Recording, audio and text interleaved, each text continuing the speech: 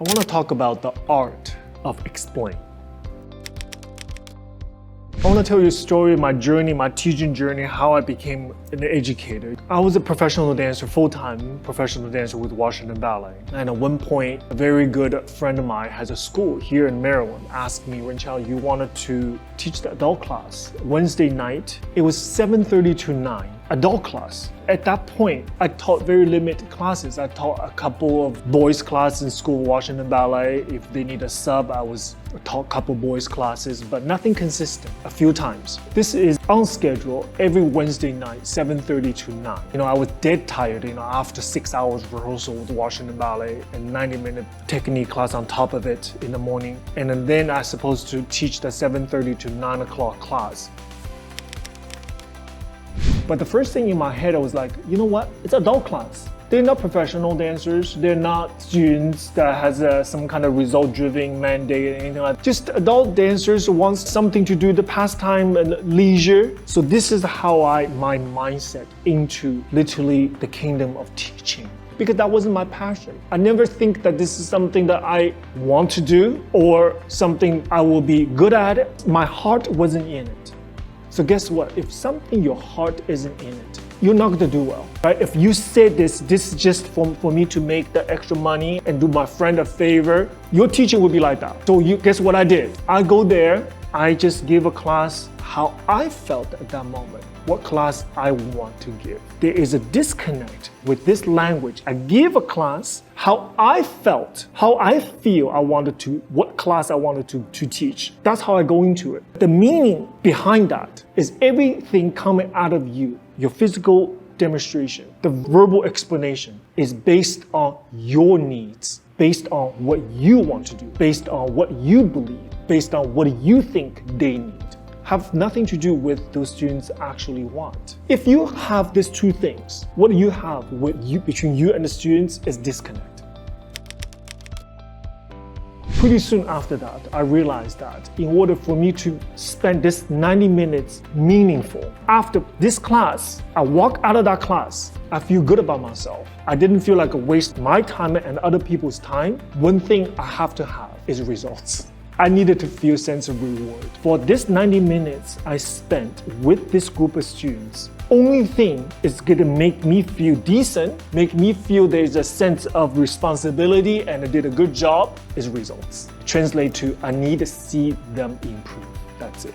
That becomes my goal, purpose, consistent to today. I want to see results. I want to see people feel rewarding experience, actually from each class. I want students, after they spend 90 minutes with me, they're happier, they're sweaty, they walk out of there, feel better about themselves, they learn something new, they did a better turn. Whatever that is, I have to create that for them.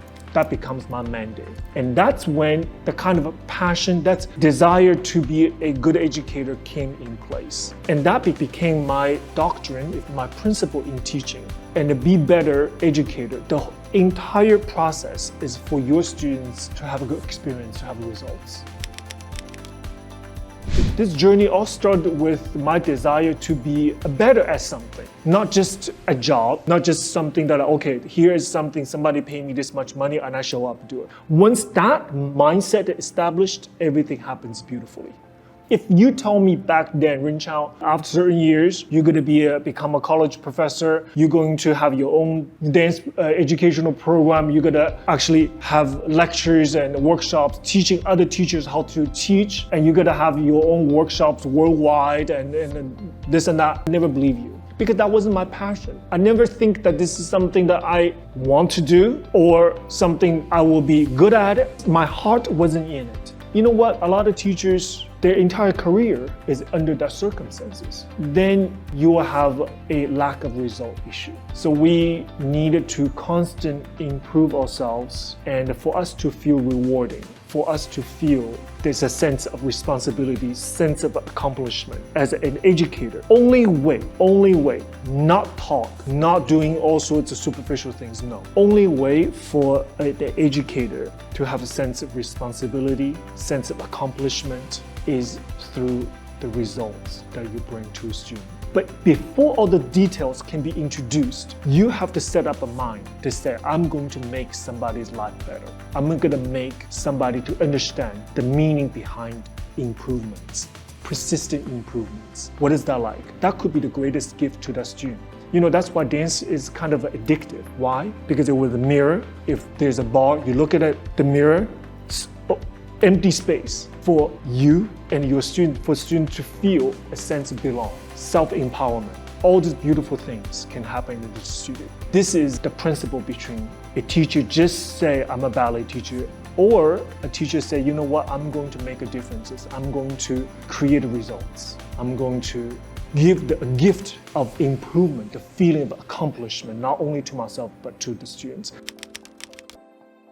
And in order to do that, I did some research. Actually, I went back to very, very beginning, how I was a student in China, how I was taught. Some of the most valuable lessons I learned, it was from that school. And actually very simple. Teachers never give up. Teachers always had faith in me. Teachers always pushed me, although at the time seems unbearable. And I even say that to my students today, that I don't mind. I'm not their friends. I don't mind. But they have to respect me. They have to look at me as I'm their teacher, which is they needed to learn things from me and I needed to create things for them to learn. That's a basic principle behind this teacher and training structure. And I went back to my school, learned the various things, how to explain things. Now, everything that you hear me teaching now, either online, social media, and actual in-person Zoom class, everything you hear me talk about, how a tendu is being dealt with, proper port de bras supposed to feel. What is your toe ball heel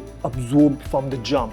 All this stuff I actually learned from my school when I was very little. I dig way back deep into my childhood actually. And I realized that how that set me up for the career that I have in the West for 20 years. Along the way, some of the most extraordinary teachers that I ever had, easily say Miss Susan Farrell was one of them. Probably the most effective educator, truly teacher. Talk about teaching, talk about inspiring, talking about somebody quietly come up specific things to improve each dancer. Somebody who has an eye to discover something out of every single dancer. The gift that they have, they don't even know it, their entire career. I have seen some dancers dance for a long time and then I see she touched them 3 months. I see them do extraordinary things I never imagined, including myself. But the secret behind it truly is a humanistic teaching. Take yourself, take your ego, take your arrogance, take your posture, take who you are, who you're supposed to be, who you like to be recognized away from the space. For the students, it's not about you. A big star like Susan Farrell, she never appears to you as I'm a star, you're below me, never. We're always equal, always. And verbally, very rare, you will hear her say things like, point out things that you did wrong. It was always a solution. Sometimes there is no specific issue. You don't even know what you did incorrectly. You don't know it because she didn't tell you what you did wrong. She skipped that. What she tell you is what you need to do, what you need to do. You see the concept? Instead of saying, don't bring your shoulder forward, don't bring your shoulder forward. All you have to do is change, bring your shoulder back. That two sentences, which one's more effective, which one is psychologically for you to accept more directly. Because if you say, don't bring it forward, there's a rate of issues. Was I forward? How do I bring it back? Two issues right there. Was I? Questioning, how do I bring it back?